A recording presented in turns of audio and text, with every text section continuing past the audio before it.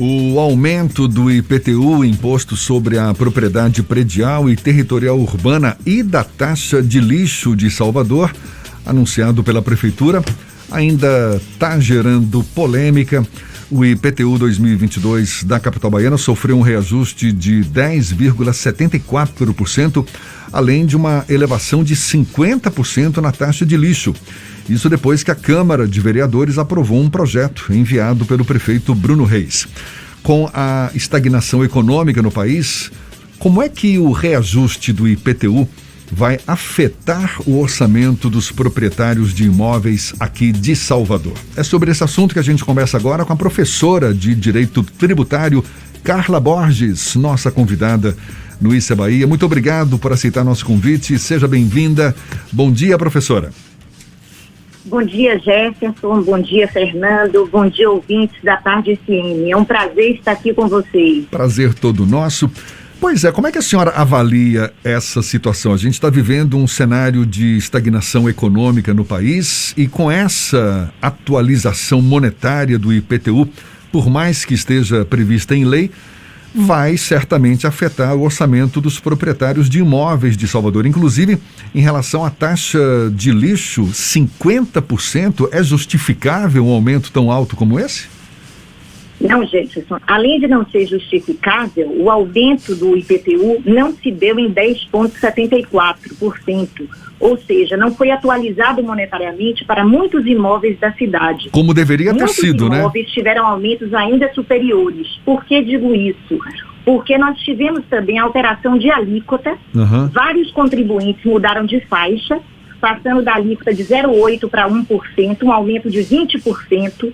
Inúmeros imóveis da cidade tiveram alterações no fator de localização, onde imóveis, por exemplo, cujo fator de localização era 0,7 passou para 1,1, ou seja, aumento de 40%, além do absurdo aumento da PRSD, a nossa famosa taxa de lixo, de 50%, 5 vezes mais o índice inflacionário, o que não se justifica, porque o custo do serviço não foi comprovado o seu aumento.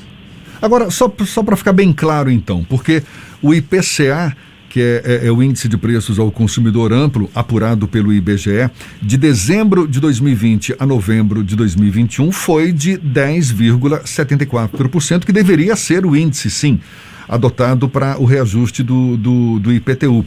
A Prefeitura anuncia como tendo sido esse o índice de reajuste.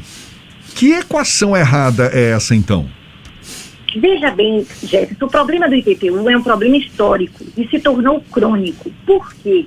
Desde 2013, com a reforma tributária e a alteração na forma de tributação do IPTU, nós tivemos um aumento muito grande nos valores unitários, padrão de terreno e de construção, culminando, portanto, numa planta genérica de valores, com valores venais do IPTU muito acima dos valores de mercado.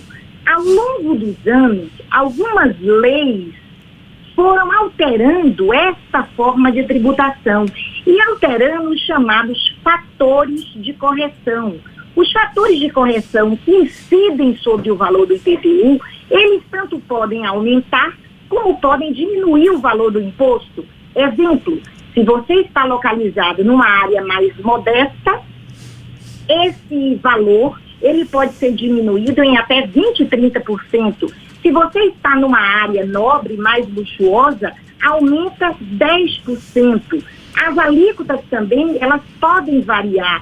E um outro detalhe muito importante é que, embora uma boa parte dos imóveis tenha sofrido a alteração de 10,74% no valor final do imposto, as parcelas a deduzir que reduzem esse valor de impostos não foram corrigidas.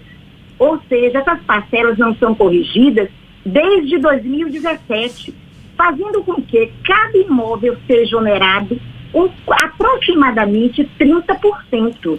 Então, há uma enorme distorção entre os valores venais reais, os valores venais determinados pelo fisco, pela planta genérica de valores, e isso redunda em quê? Numa tributação excessivamente pesada. Quer dizer, uma majoração aí de 10,74%, mas, segundo a sua avaliação, cheia de maquiagem.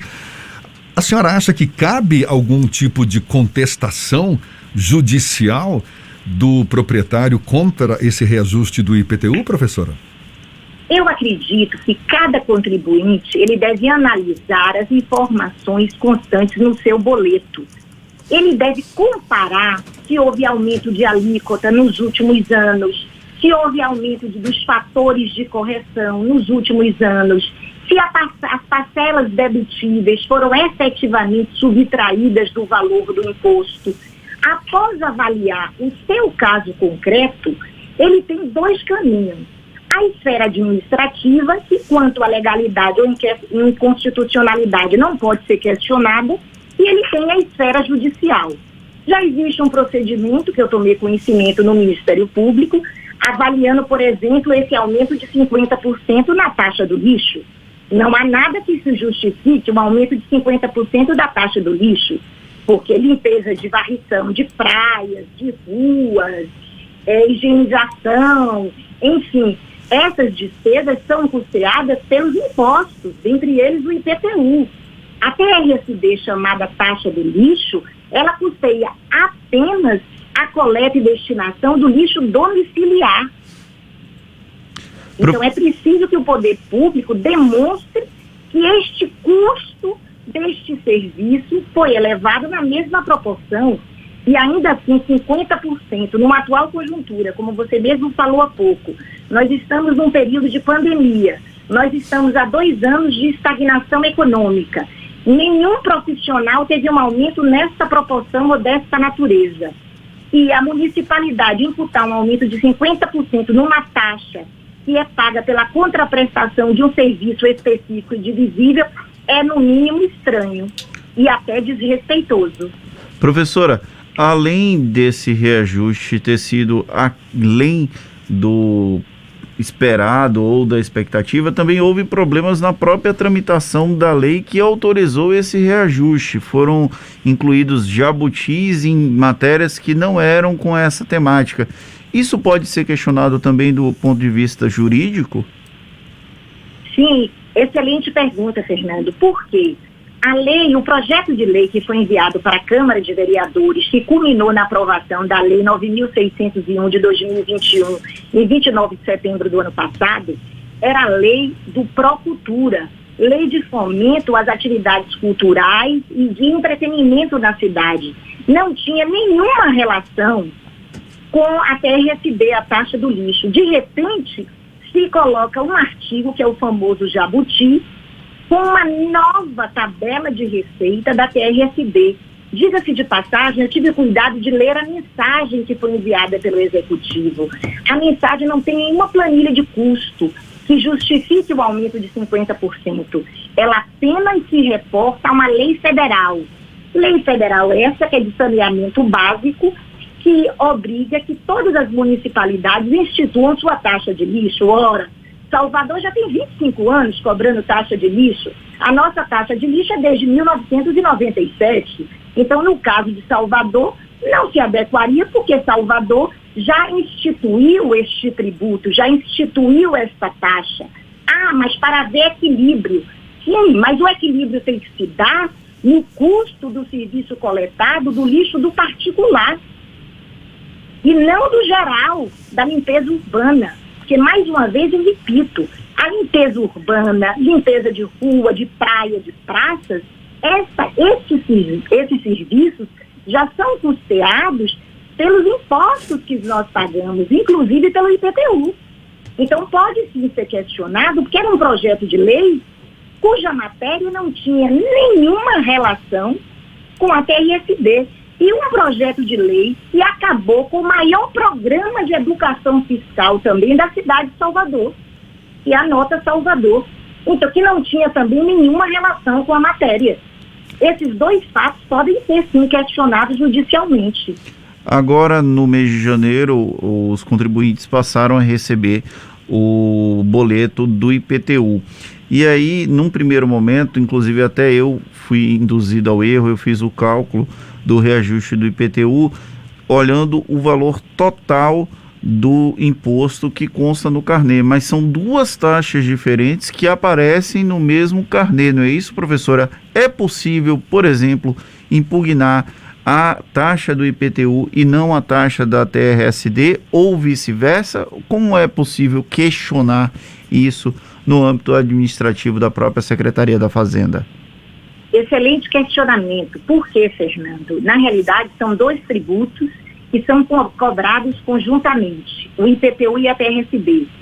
Existem contribuintes que sequer sabem que pagam taxa de lixo, porque como os tributos são cobrados conjuntamente no mesmo boleto, ele nem observa que a cobrança da TRSD está no rodapé.